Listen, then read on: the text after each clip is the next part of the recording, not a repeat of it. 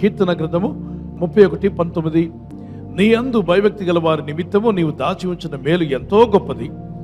నరుల ఎదుట నిన్ను ఆశ్రయించు వారి నిమిత్తము నీవు సిద్ధపరిచిన మేలు ఎంతో గొప్పది. దేవుడు తన యందు భయభక్తి గల వారి కొరకు కొన్ని మేలును దాచి ఉంచాడట. నరుల ఎదుట ఆయనను ఆశ్రయించిన వారు అంటే నరులంటే ఎవరు? మనుషులు, మీ బంధుమిత్రులు, మీ రక్త సంబంధులు, మీ స్నేహితులు, మీ ఉద్యోగ స్థలంలో, చదువుకుంటున్నటువంటి స్థలాల్లో, మీరు చేస్తున్న బిజినెస్ చేస్తున్న ప్రాంతంలో చాలా మంది మనుషులు ఉంటారు.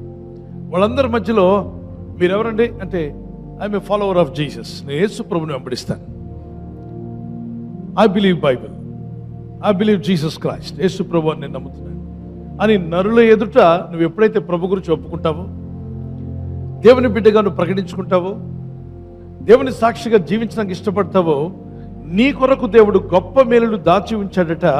ఆ దాచిన మేలు నీ ఇంట్లోనికి దేవుడు రిలీజ్ చేస్తాడు. యోహాను సువార్త 14:1-2 నా తండ్రి ఇంట అనేక నివాసములు కలవు, లేకపోతే నేను మీతో చెప్పుకుందును, మీ కొరకు ఆ నివాసాలు ఏర్పాటు చేయడానికి వెళ్తున్నాను, నేను వెళ్ళి మరలా వచ్చి మీరు నాతో ఉండులాగా నేను మిమ్మల్ని కొనిపోతాను అన్నాడు. అద్భుతమైన నివాసం కదా. ప్రజల ముందు దేవుని మీద ఆధారపడండి. నేను దేవుని మీద ఆధారపడ్డాను. శ్రమ, కష్టము, శోధన, ఇబ్బందులు, అవమానాలు, శ్రమలు వచ్చినప్పుడు వెంటనే మీరు చెప్పాల్సింది, నేను ఒక ఆయన మీద ఆధారపడ్డానండి, ఆయన నాకు సాయం చేస్తాడని చెప్పండి. ఏమన్నా బ్రదర్ త్వరగా చెప్పండి, సంతకం పెట్టండి అని అంటే, మా ఇంట్లో పెద్ద ఆయనకి చెప్పుకోండి, నేనే పని చేయనండి, సంతకం పెట్టే ముందు మా పెద్ద ఆయనకి చెప్పాలి. ఎవరా పెద్ద ఆయన? JESUS. ఆమెన్. ఆయనకి చెప్తాం, టైం తీసుకుందాం, పర్వాలేదు. మన కొరకు దాచి ఉంచినవన్నీ మనకే ఉంటాయి. దేవునికి స్తోత్రం కలుగును గాక. దేవుని మీద ఆధారపడు, దేవుని మీద విశ్వాసం కలిగి ఉండు. Have faith in God, depend on God and fear God.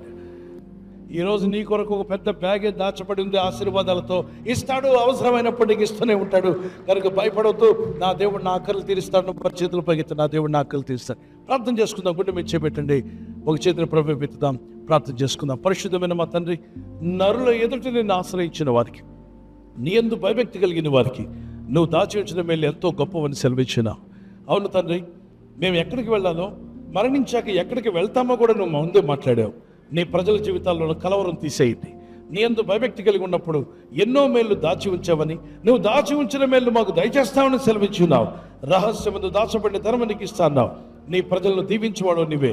కృపతో రక్షించావు, కృపతో విడిపిస్తున్నావు, అలాగే నిత్య జీవానికి వారసులుగా చేస్తున్నావు. నీవు మాతో మాట్లాడుతున్నావు నాయన. నీ మాటలు మాకు చాలు ప్రభా. మా బ్రతుకులను వెలిగించి మీ సాక్షులుగా నిలబెట్టుకోమని ఈ రాత్రి నెమ్మదితో పండుకొని సురక్షితంగా కాపాడబడినట్లుగా నీ అగ్ని కంచి వేసి మమ్మల్ని కాపాడండి.